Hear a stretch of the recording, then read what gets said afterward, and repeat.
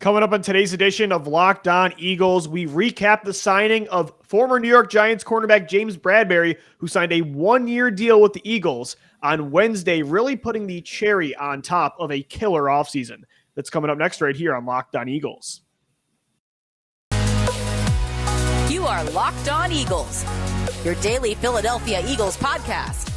Part of the Locked On Podcast Network, your team every day.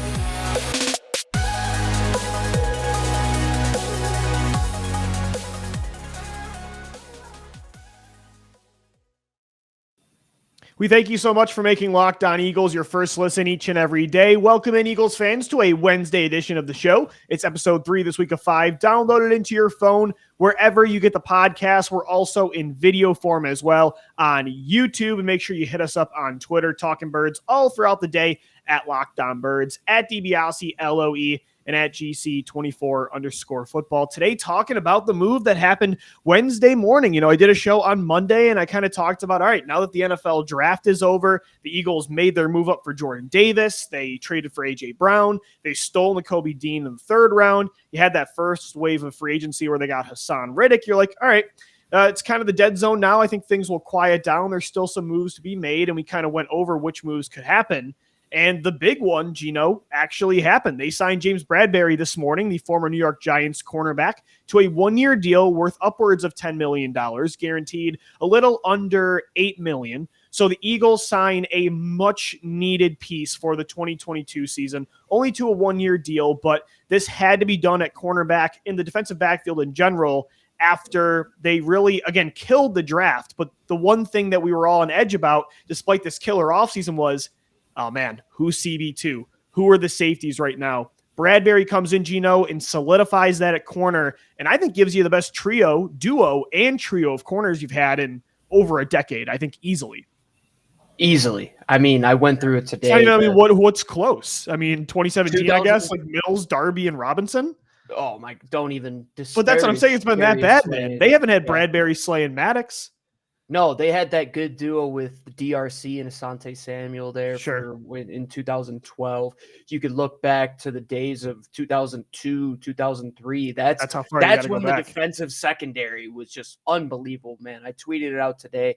The 03 team had guys like Bobby Taylor, Troy Vincent, Quentin Michael Lewis, Brian Dawkins. I mean, you could go down that list the year before. They had Al Harris. I always forget he's an Eagle as well. But it's been quite some time since you've had two guys that could play at that position, which we were lucky enough to have last season in Avonte Maddox and Darius Slay. But the big question mark was, what's at the next spot there? It wasn't Steven Nelson.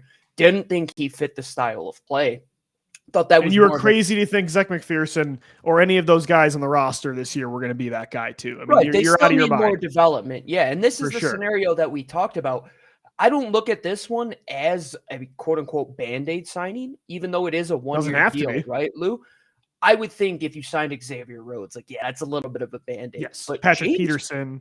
Yeah, 100%. James Bradberry has played good football the last couple of years. He's had to be the number one there in New York, which really wasn't his position at this point in his career. And 5 days after signing, or 5 years after let me say this again, Lou, I apologize. A day after the 5-year anniversary of LeGarrette Blount signing to the Philadelphia Eagles, they signed James This is a Bradberry. classic Howie move. This is a classic move after the draft. Steven Nelson last year was around the same time. I really like that you said that this doesn't have to be a Band-Aid move because James Bradberry is only 28 years old. This gives me more Kazir White vibes where, it's one of those, or like in 2017 when you brought in Timmy Jernigan and Alshon Jeffrey and they earned that middle of the season extension.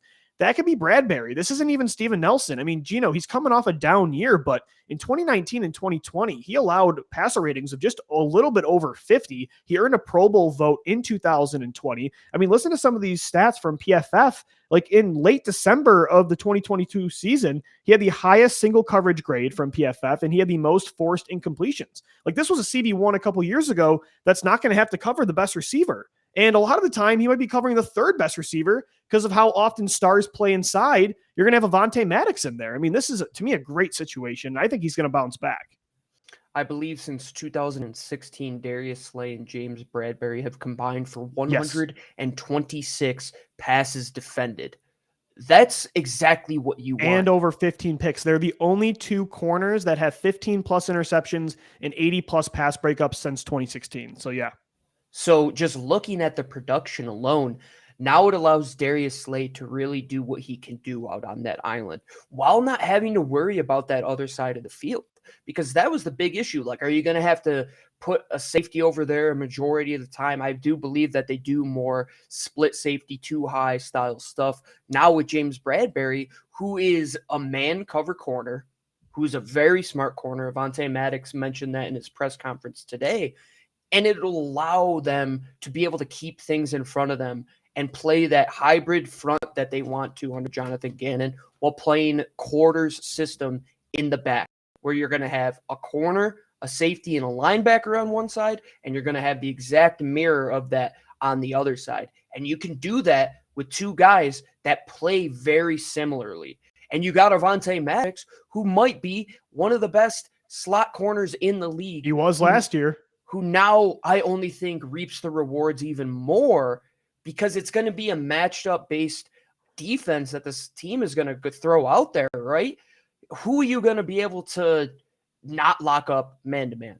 Like, I think all of them have that ability to play man to man, and you build your team. I always say you draft to beat your division, but you build your team to beat your division ultimately. So what do? You go out and take one of the pieces from the New York Giants who happen to strap themselves with that James Bradberry contract. You're paying him less than the dead cap of what the New York Giants have on their cap this year, while at the same time bringing in a third option at the cornerback position to shut down the names of Cedarian Lamb, Michael Gallup, Curtis Samuel, Jahan Dotson, Terry McLaurin, Sterling look at all the teams you play this year. Like, look at the Cardinals and the loaded amount of weapons they have. I mean, yeah, man, the NFL right now on offense is at least 3 deep at receiver. You could, and again, that's why I thought it was crazy. As much as I loved how this offseason has gone, it started off really slow. Like, we both really liked the Hassan Reddick move, but we're like, damn, receivers don't seem like they want to come here. Marcus Williams chooses Baltimore.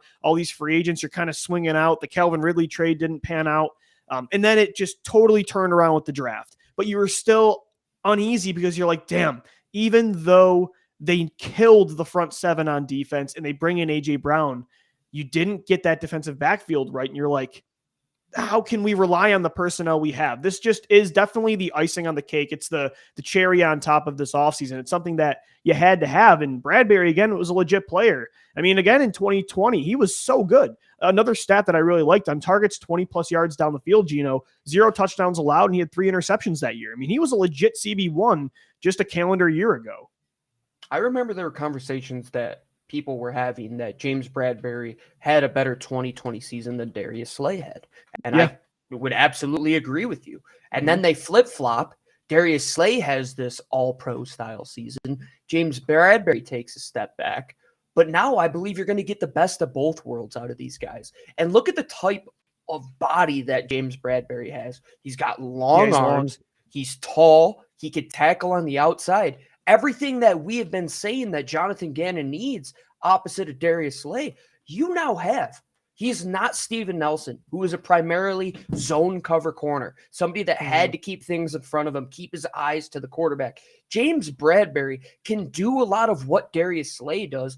Yeah, he can handle his own. You can trust him if you want to play man coverage, you know, for 100%. Sure. Yeah.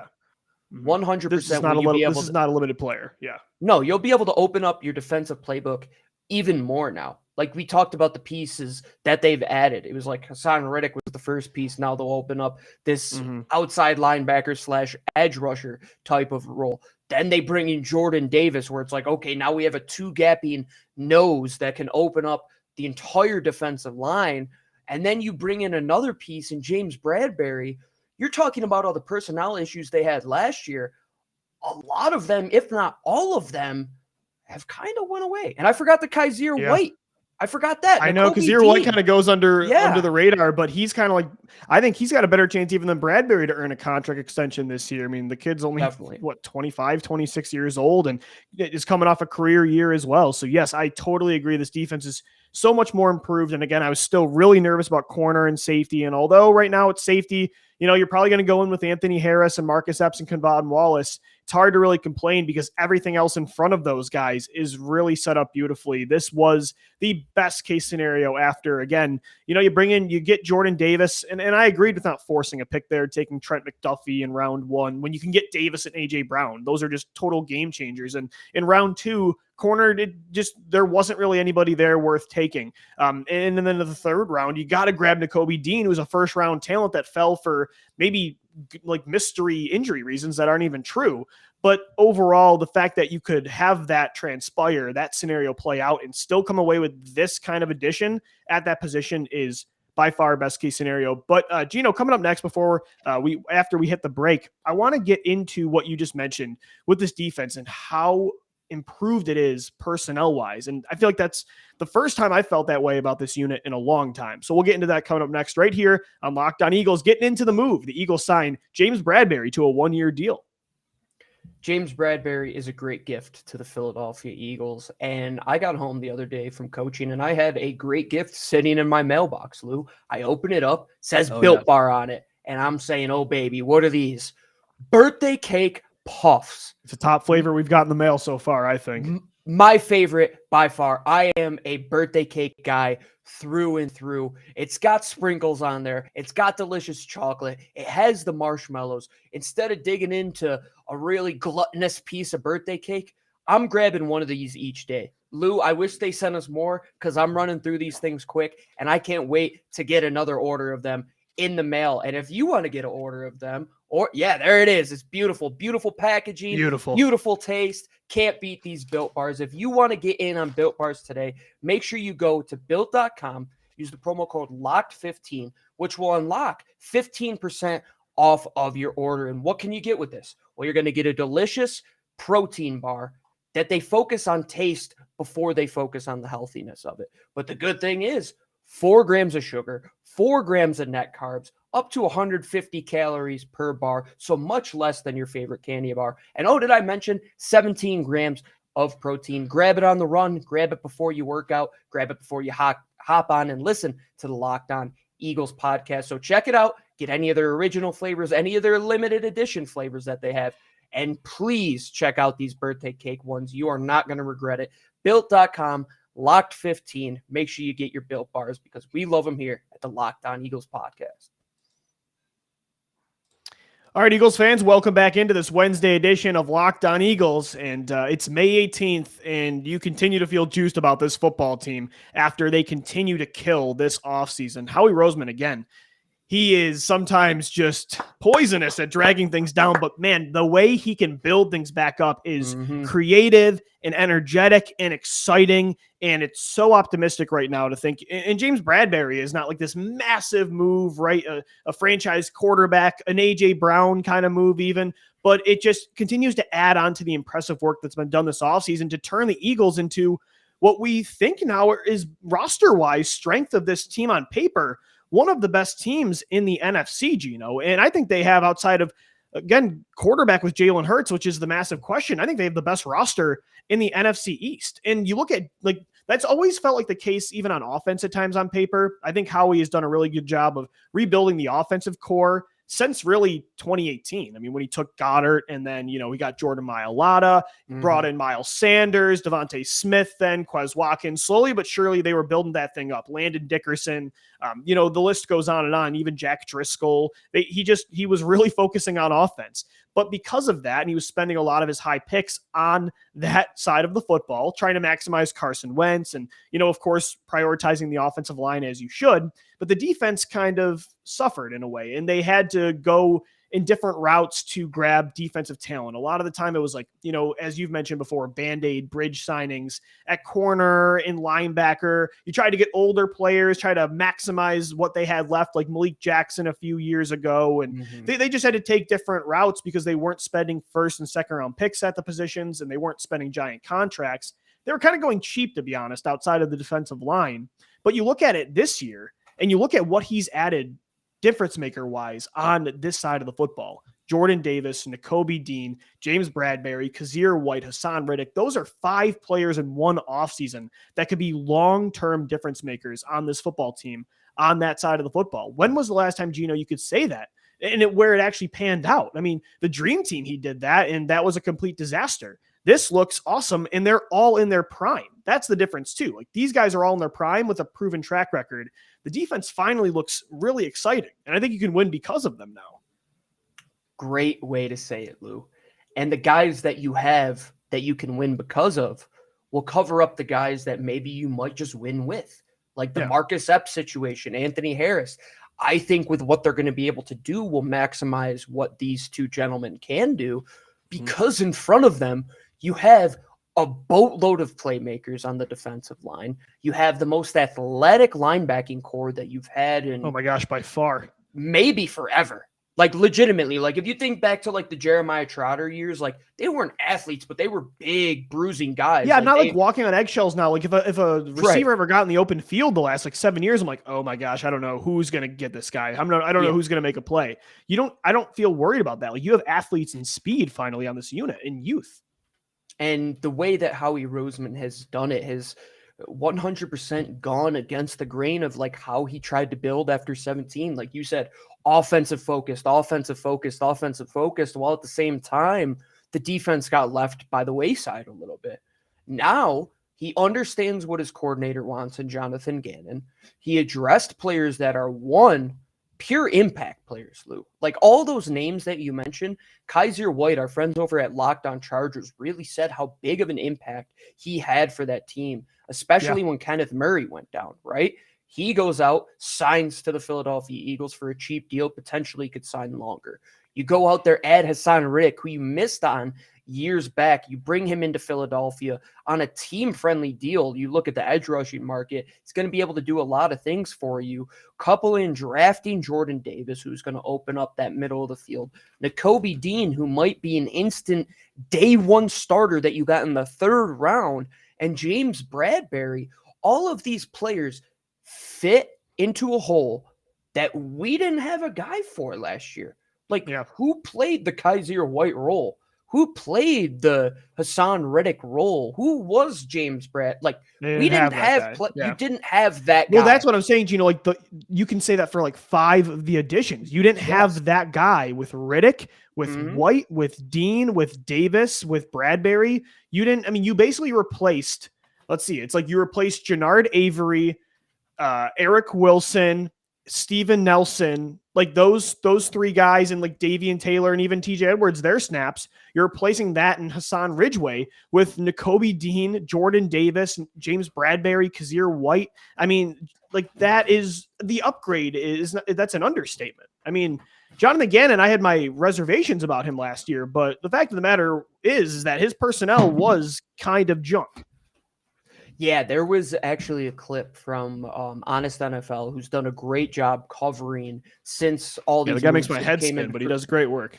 Yes, he does. Like, when you read all of the information on quarters coverage and run fits and all that stuff, like, if you read between the lines and see what he's getting at, he posted a clip where Fletcher Cox was 0 tech over the center, right? And then you had Hassan Riddick, and I believe it was Derek Barnett as like your 5 techs who are right over the tackles.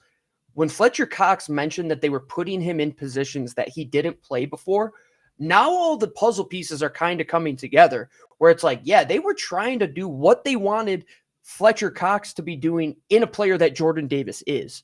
And it's now like, okay, now Fletcher Cox can go be that 3-gap player that we so aspire to just have him do and get after the quarterback because you have Jordan Davis. Nakobe Dean will allow those safeties and those corners to move back and just play more free and not have to really worry about coming underneath because you have multiple guys. I mean, starting from Hassan Riddick, who can run sideline to sideline. Kazir White can run sideline to sideline. Nakobe Dean. And then your 4th best linebacker could potentially be Davian Taylor, who you haven't even unlocked his ceiling yet. So it kind of drops everybody down the depth chart. Johnathan Gannon can put the guys in the positions where they're going to succeed and not put a square peg into a round hole. And I think they've just continually taken that route since the end of last season. And even looking back at the draft last year, Lou, you look at the Milton Williams move, you look at the Teron Jackson and the Patrick Johnson moves, all of those guys were made more for like this odd style front. And you started to see that come together. Can you fix the whole team in one offseason? No. Can you do it in two? Well, you could get pretty dang close. And I think they're just about there. Yeah, and especially when you've done such a good job with Howie and, you know, I think trying a new untapped market while everybody's spending draft picks like crazy, like they did to win a Super Bowl in 2017, he's now starting to collect them, and he's using that for the long term. He still has 2 first-round picks in 2023. He still has 2 second-round picks in 2024. He had 2 first-round picks this year. He's doing a lot of it for the long term to rebuild this team for sustained success, but he's also been using these picks. And again, it doesn't always come around where you have to trade your franchise quarterback away, and that's what helped them kind of really ignite this thing and kind of fast forward. Which is rebuild. Wild to say where we are from when that happened. But he's maximized that opportunity that he did have to make a horrible situation into a great one. And that's what's really helped is that draft flexibility has allowed them again to maintain their future assets and still go for the now and be aggressive. Like the moves they made this offseason, the best feeling about it is it's different than the Super Bowl window because these moves aren't just going to help you short term. But as we mentioned, Gino, a lot of these guys are either just coming into the league or in their prime in their second contracts. Like they're not going away. It doesn't feel like anytime soon if they hit that ceiling. And even the pieces that you had put together last season, right? Like extending Jordan Mailata, bringing in Landon Dickerson. You're building at all of the areas that you have kind of philosophically taken that route of saying, these are the important parts of our team. And you have done it in a manner where it's not a Michael Bennett trade, right? Where you're getting a guy who's on the wrong side of 30, trying to maximize your Super Bowl window. No, your Super Bowl window, I believe this go around should be bigger. Because not only are you building for now with guys that are under 28 years old, you tweeted it today from the Locked On Eagles account. Laugh out loud funny that they still have 2 first-round picks next year, multiple second-round picks the year after that. Like when you see an offseason like this, you're normally like, oh, okay, a team went for it. They're aggressive, and they kind of sacrifice the future. Again, the Eagles have had the flexibility with the trades they've made that they didn't really have to sacrifice anything, and that's a great feeling. But, you know, and again, like I get why they had to do things, how he had to do things that way back then, because they had a massive payroll. They had their core in place already. They were just trying to bring in role players to complement them. The issue was that eventually once that payroll gets high, which it will again, you have to maintain and sustain things by drafting well and making the right inexpensive moves. And they just, again, the philosophy was there. They just didn't execute at all. Whereas right now it feels like that mindset, we're in the early stages still, and the execution on paper at least looks fantastic. Yeah, I kind of look at this model almost like hockey, right? Because I think this is a very similar arc of how hockey teams get their window. Like they had that first year where they might make the playoffs and maybe get blown out by a better team. Step one for the Philadelphia Eagles. That happened. They got blown out by Tampa. They maybe were a year or two ready. Now those young guys got experience, and you're still adding good pieces. And then what the Eagles did last time, which many hockey teams do, was they traded away a bunch of those assets, like the first, second round picks. You see some drafts in hockey where a team might have like a 5th round pick and that's it because they gave up the future. Then sometimes that window closes. But if you draft right, keep your assets and sign players that complement what you have around your core that are on the right side of 30, that's how you extend a window. I want to be in a window where the Patriots were for many years. I want to be in a window where Seattle was for many years. Like, I'm not saying they're going to build a dynasty. I just want the window to be bigger because I don't want it to be lightning in a bottle. I want it to be multiple seasons. And that will require one big thing now because everything else is in place. They had Russell Wilson. They had Tom Brady. The pressure is now on for Jalen Hurts and a couple other guys we'll get into. We're going to recap or wrap up this edition of the show. The Eagles signed James Bradberry to a 1-year deal. We're recapping it all right here on Locked On Eagles. And today's show is sponsored by BetOnline, the official sports book of the Locked On Podcast Network. We're talking about the Bradberry signing. We're getting into NFL futures, which you can, of course, bet at BetOnline. But right now, there's a lot of sports still going on. You've got playoffs, the NBA Conference Finals. The Miami Heat just took a 1-0 lead over the Boston Celtics. You've got tonight Luka Doncic against Steph Curry. It's going to be a lightning rod of offensive basketball. Mavericks, Warriors, go bet on the NBA, the NHL playoffs right now. Gino is drinking that Colorado Avalanche Kool-Aid. Hockey's been really fun to watch the last few weeks. You've got the MLB, you've got fights, UFC and boxing, NFL futures as well, as I mentioned before. Check it all out at the number one source for all your betting needs and sports information, betonline.net. Again, they're your continued source for all your sporting wagering information, from live betting to playoffs, esports, and so much more. Head over to the website today on your computer or on your mobile device to learn more about the trends in action, because BetOnline is where the game starts. All right, Eagles fans, we are recapping and wrapping up. I don't know why I keep saying recapping. Wrapping up this Wednesday edition of the show, because we are recapping the Eagles' move this early morning, signing James Bradberry to a one-year deal worth, again, upwards of $10 million guaranteed, a little under $8 million. Gino, were you surprised that he signed? I was kind of nervous. I knew they were going to have interest. It was obvious, but I felt like a team like the Chiefs or Raiders or a win now team might be willing to spend more money. So the fact that they got him too at that value, I think, is another part we didn't even really discuss. Well, I think it should put a lot of people's minds at ease, right? Because that idea of people didn't want to come to Philly, that narrative went to bed pretty freaking fast. Like, let's just say that. Teams understand what is happening here.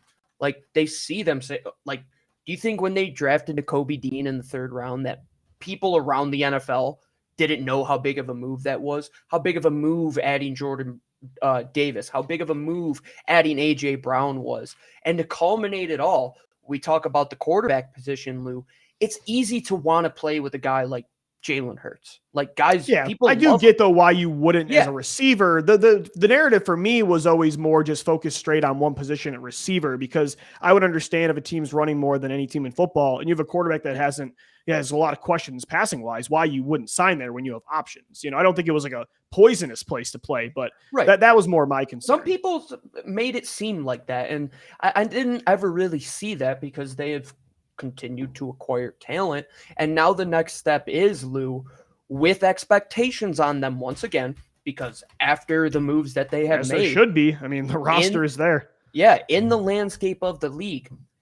We had a discussion a couple weeks ago, once all of these NFC quarterbacks kind of made their way out.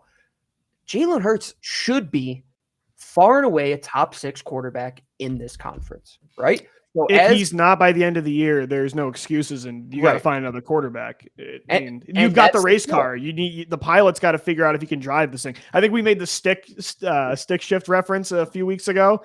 Yep. This continues to add on to that, man. It's like the pressure is on not only Jalen Hurts, but we're talking about all the defensive talent this team has added, but Johnathan Gannon as well. Like, last year you could use the excuse at times that he didn't have the personnel to do what he wanted, but there were a lot of issues that a lot of really great football minds had about Gannon's defense and the lack of adjustments he'd make, or his mindset when they would play certain teams and certain kinds of quarterbacks. And so, it felt like he was on the hot seat, even if he really wasn't, publicity wise, he was.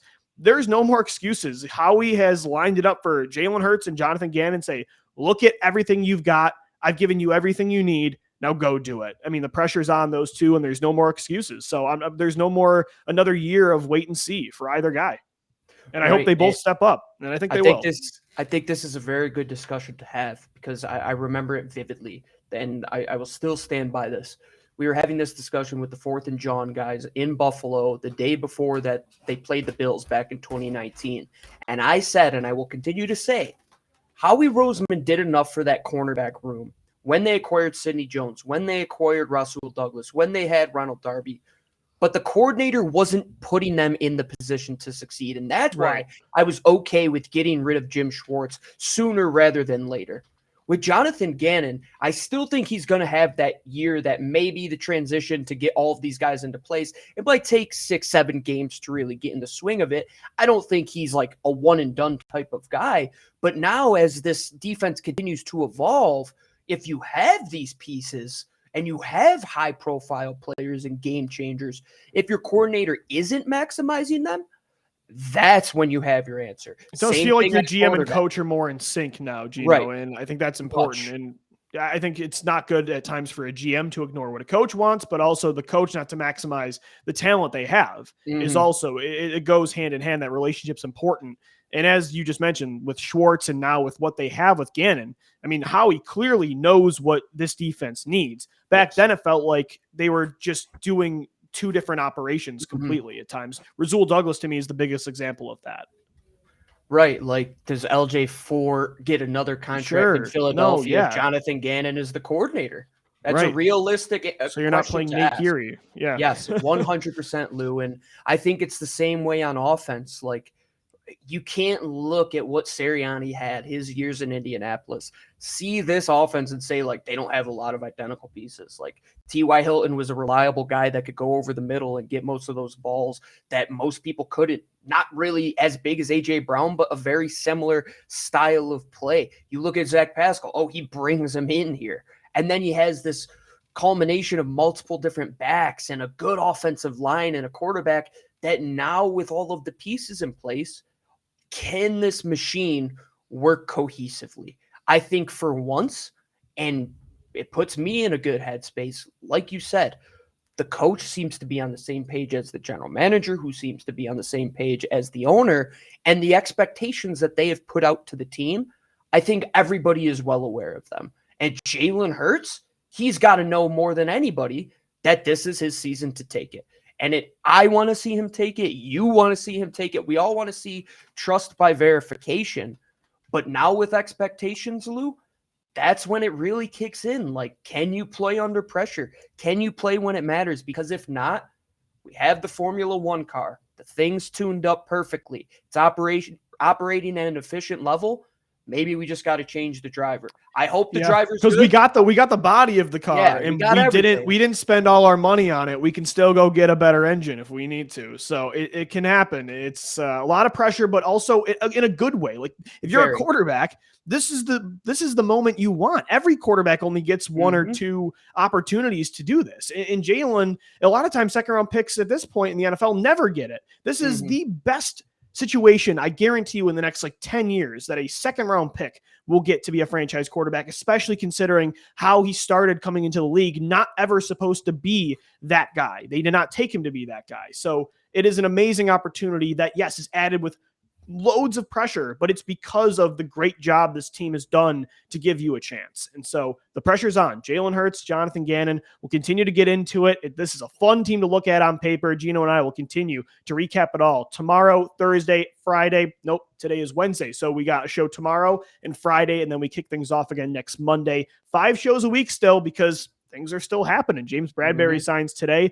It is all Eagles all the time, 365 days a year. Subscribe to Locked On Eagles wherever you get the show, video form as well on YouTube, and make sure you follow us on Twitter at Locked On Birds, at DiBiase, LOE, and at GC24_football. Thank you so much for making Locked On Eagles your first listen each and every day. Now make sure your second listen is the Locked On NFL podcast. All the news across the league in under 30 minutes wherever you get your shows. For Gino Camilleri, I'm Louie DiBiase signing off. As always, thanks for downloading. Thank you for watching and listening, and let's go Birds. Fly, Eagles, fly.